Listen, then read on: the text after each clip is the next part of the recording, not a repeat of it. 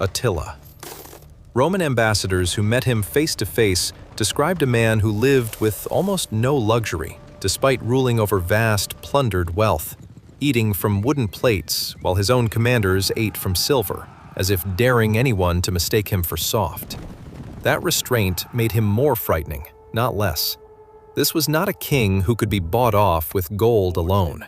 He wanted submission, and for years, both halves of the Roman world paid him exactly that, in tribute, just to keep him looking somewhere else. Through the 440s and into the 450s, Attila the Hun united the fractured Hunnic tribes into a single, terrifying force, raiding deep into both halves of the empire, extracting tribute through pure fear, and annihilating any city that dared resist.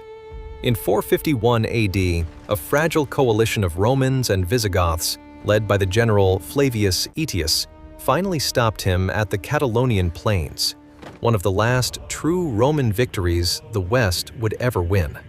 It wasn't enough. The next year, Attila invaded Italy anyway.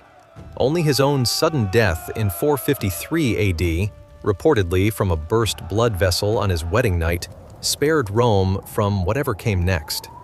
By now, the Western Empire barely controlled anything beyond Italy. Britain, gone. Gaul and Spain, ruled in all but name by Gothic and Frankish kings.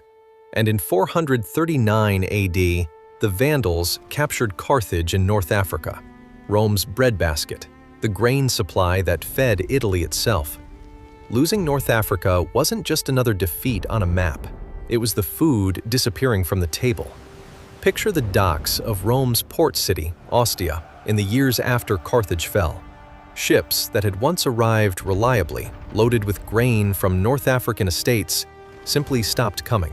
Bakeries that had fed the capital for centuries began rationing flour. The free grain distributions that Roman emperors had used for generations to keep the city's poorest citizens fed and, not incidentally, loyal, grew thinner and less reliable.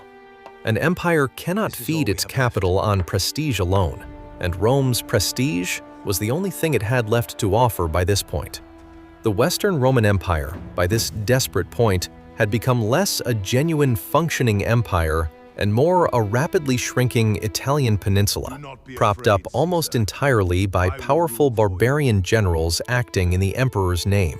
Its actual emperors increasingly reduced to powerless figureheads, controlled by whichever warlord happened to command the strongest private army at any given moment.